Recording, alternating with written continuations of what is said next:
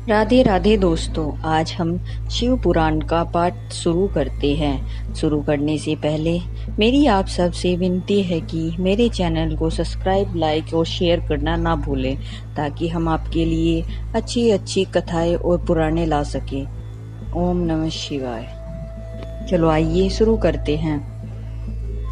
राधे राधे दोस्तों, आपका फिर से स्वागत है मेरे YouTube चैनल राधे श्याम में। आज हम आपको आगे की कथा सुनाते हैं। ब्रह्मा द्वारा बालक का संस्कार करके ग्रहपति नाम रखा जाना। नारद जी द्वारा उनका भविष्य कथन। पिताजी की आज्ञा से ग्रहपति का काशी में जाकर तप करना। इंद्र का वर देने के लिए प्रकट होना।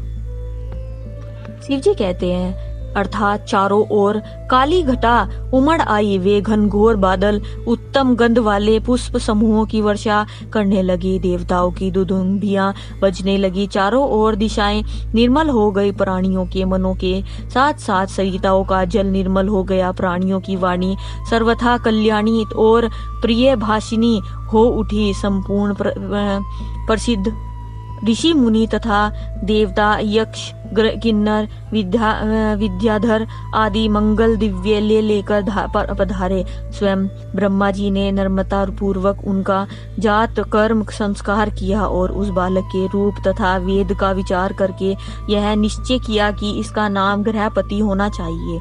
फिर 11वें दिन उन्होंने नामकरण की विधि के अनुसार वेद मंत्रों का उच्चारण करते हुए उसका ग्रहपति ऐसा नामकरण किया। तत्पश्चात सबके पितामह ब्रह्मा चारों वेदों के कथित आशीर्वादात्मक मंत्रों द्वारा उनका अभिनंदन करके हंस पर आरूढ़ हो अपने लोक को चले गए। तदुपरांत शंकर जी भी लौकिक गीत की गति का आश्रय ले उस बालक की उचित रक्षा का विधान करके अपने वाहन पर चढ़कर अपने धाम को पधार गए। इसी प्रकार श्री हरि भी अपने लोक की ओर रहाली।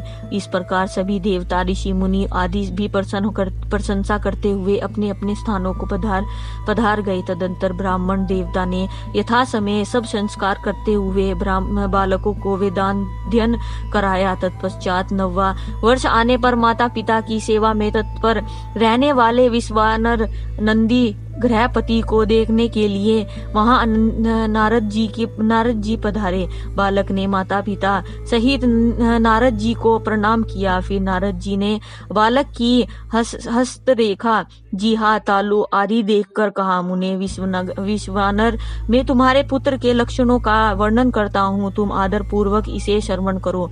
तुम्हारा यह पुत्र परम भाग्यवान है। इसके संपूर्ण अंगों के लक्षण शुभ हैं, किंतु उसके सर्व गुण संपूर्ण शुभ लक्षणों से संबंधित और चंद्रमा के समान संपूर्ण निर्मल कलाओं से सुशोभित होने पर भी विधाता ही उनकी रक्षा करेंगे। इसलिए सब तरह के उपायों द्वारा इस शिशु की रक्षा करनी चाहिए, क्योंकि विधाता के विपरीत होने पर गुण भी दोष हो जाता है। मुझे शंका है कि इसके 12 वर्ष में इस पर बिजली अर्थात अग्नि द्वारा विघ्न आएगा। यो कहकर नारद जी जैसे आए थे वैसे ही देवलोक को चले गए। संत कुमार जी कहते हैं, नारद जी का कथन सुनकर पत्नी सहित विश्वानर ने समझ लिया कि यह तो बड़ा भयंकर वज्रपात हुआ।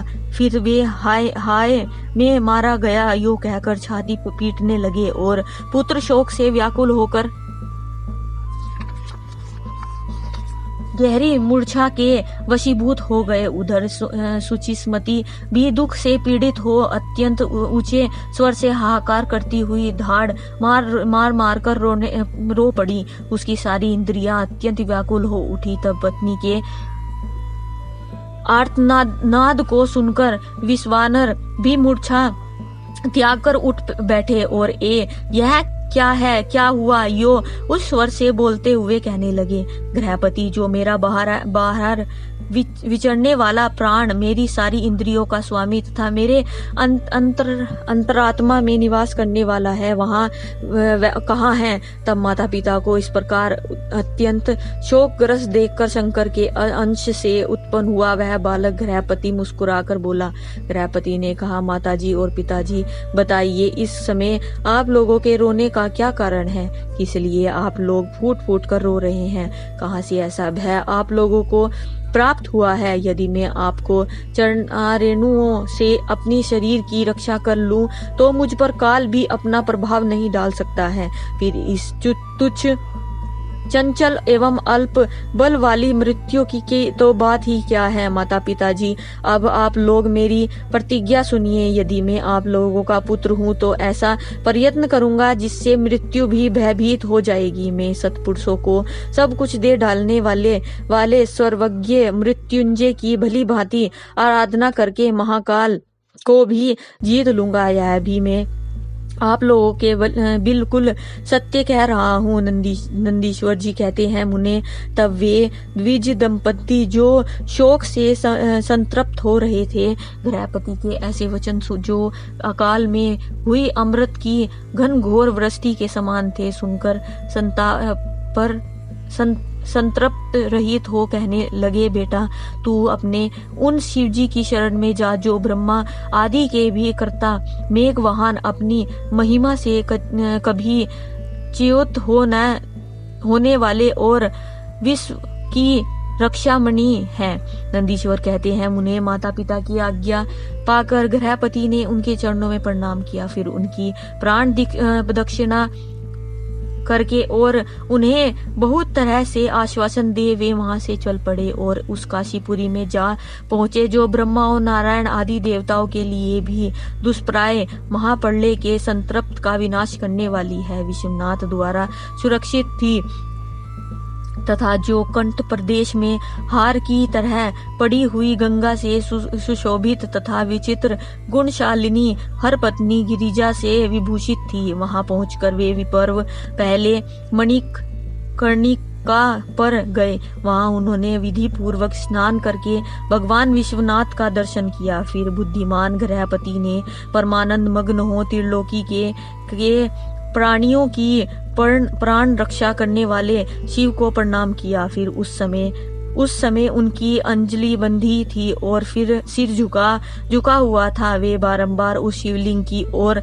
देखकर हृदय में हर्षित हो गए थे और यह सोच रहे थे कि यह लिंग निसंदेह स्वस्तिक रूप से आनंद स्कंद भी है। वे कहने लगे, आहो आज मुझे जो सर्वव्यापी श्रीमान विश्वनाथ का दर्शन प्राप्त हुआ है, इसलिए इस चराचर त्रिलोकी में मुझसे बढ़कर धन्यवाद का पात्र दूसरा कोई नहीं है। जान पड़ता है मेरे भाग्य होने से ही उन दिनों महर्षि नारद आकर वैसी बात कही थी। आज की कथा हम यही समाप्त करते हैं।